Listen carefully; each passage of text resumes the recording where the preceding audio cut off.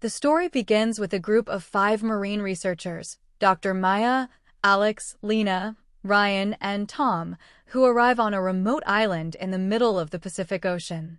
The island is surrounded by deep, dark waters and covered with mist even during daylight. The team's mission is to study rare sea creatures that are said to live near the coral cliffs.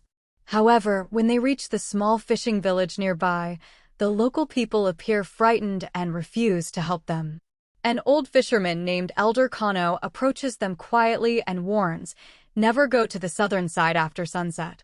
The sea there remembers the dead." The researchers laugh it off, thinking it's just a superstition. But Alex, the youngest diver, feels uneasy. He notices strange patterns on the water surface, like dark shapes moving far below. That night, the team sets up camp near the beach. The air grows colder, and the sound of waves becomes unsettling, like someone whispering just beneath the surface. The moonlight reflects on the sea, showing brief flashes of movement that vanish too quickly to be real. Maya tries to calm everyone, saying it's only fish attracted by light, but her voice trembles slightly.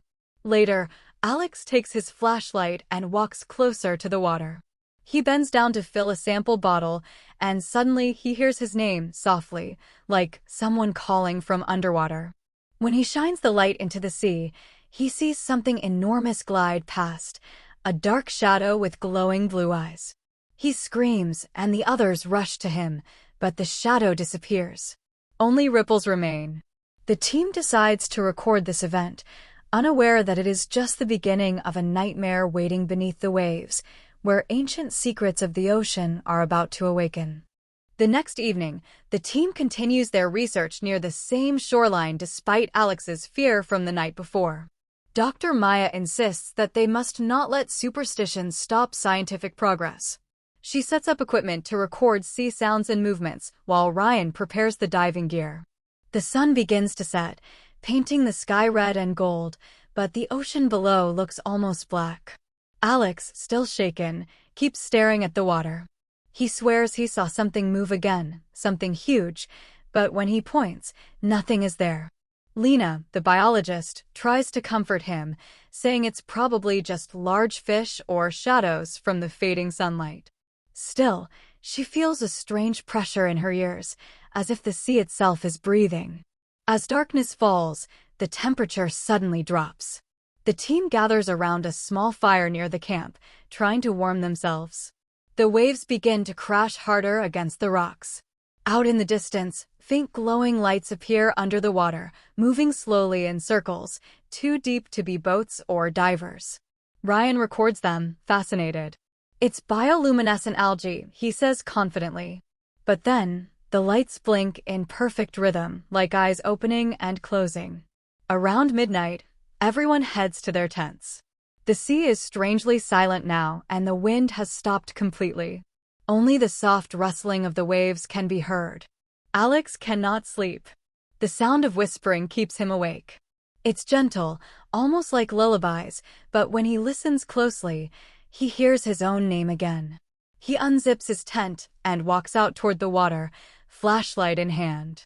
His light catches a reflection, pale hands rising from the waves. He gasps, stumbling backward. The water ripples, and the whispers grow louder. The others are still asleep, unaware that the shadows beneath the waves are already watching them, waiting for their next move. The next morning, the sun rises pale and cold over the island. The beach is quiet, but Alex's tent is empty.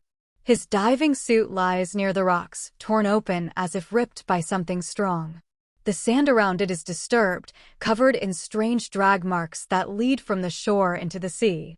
Dr. Maya calls out Alex's name again and again, but there's no answer, only the whisper of the wind and the slow crash of waves. Ryan and Tom begin searching the area, thinking Alex might have gone diving early, but the oxygen tanks are still full and untouched. Lena finds his flashlight floating near the waterline, still blinking weakly. When she picks it up, the lens is cracked and the light flickers in and out. Something about it feels wrong, the smell of salt water mixed with a faint metallic scent, like blood. Maya decides to check the underwater cameras they placed the night before. As the footage loads, The team gathers around the screen. At first, it shows normal movements, small fish, drifting sand, pieces of coral. But then, around midnight, the video begins to distort. Faint shapes appear in the background, human-like silhouettes moving deep below. One of them looks just like Alex, but his face is pale, eyes empty, and bubbles rise from his mouth as if he's trying to scream. The screen cuts to static. Ryan slams his fist against the laptop, thinking it's a glitch, but Lena whispers, "That wasn't a glitch. That was him." The team is shaken. Fear spreads among them like a cold fog. Dr. Maya tries to stay calm, but her hands tremble as she says, "We'll find him."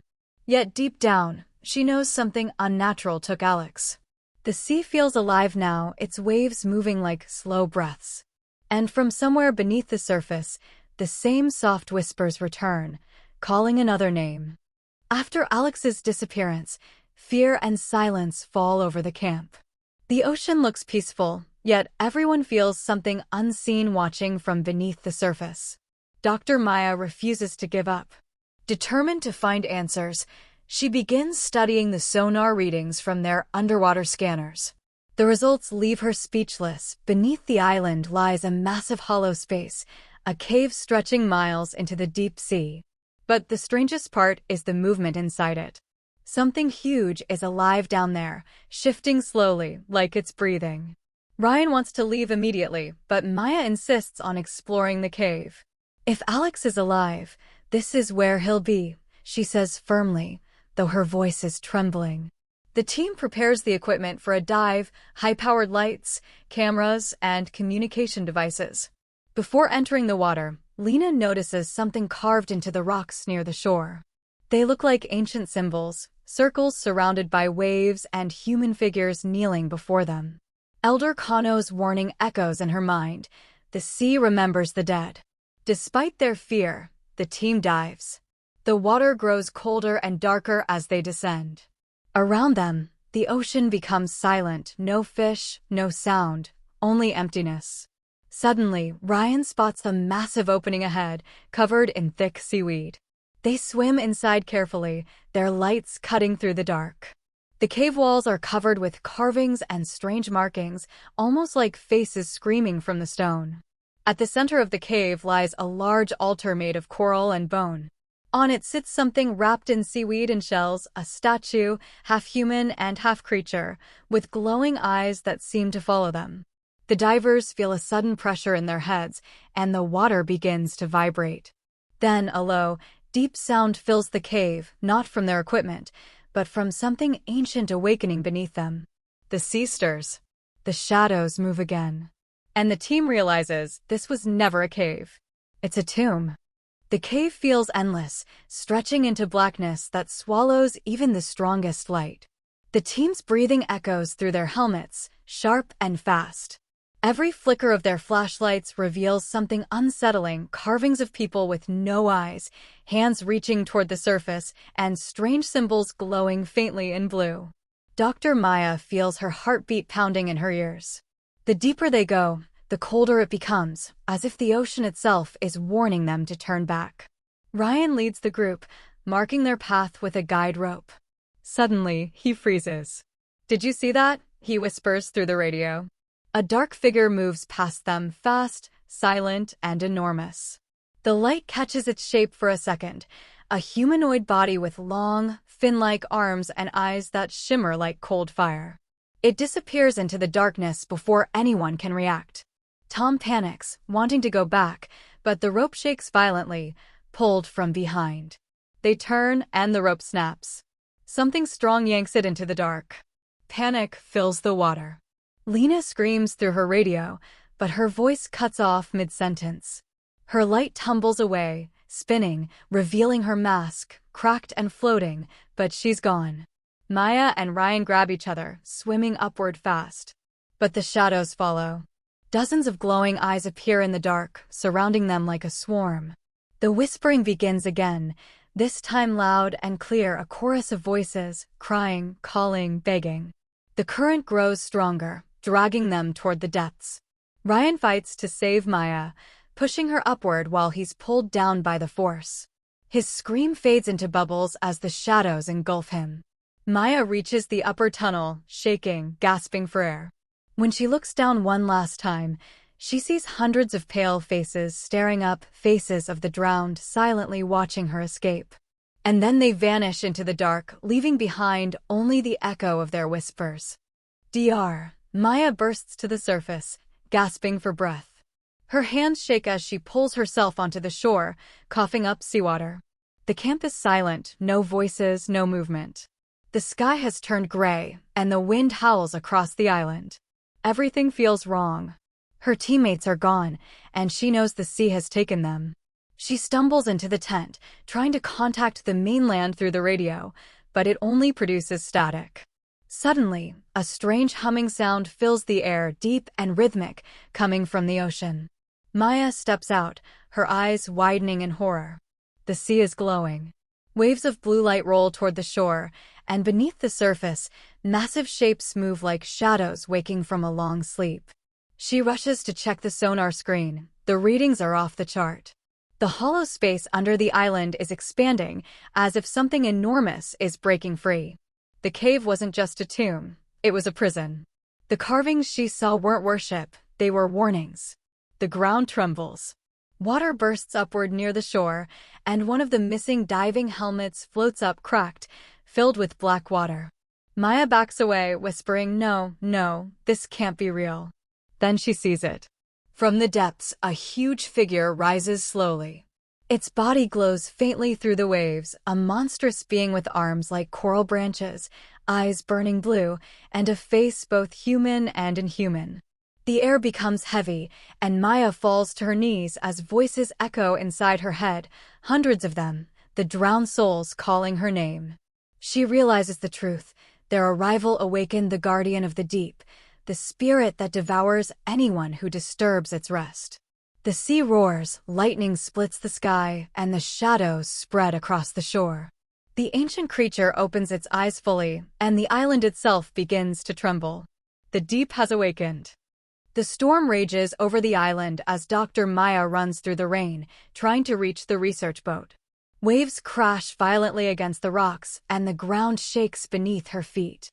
Behind her, the glowing figure rises higher from the sea, its body massive and twisted, covered in coral and bones. Every step she takes is filled with terror, but she refuses to stop. She knows if she doesn't escape, the thing in the water will never stop hunting. Thunder booms overhead. The sea is no longer blue, it's black, thick, and alive.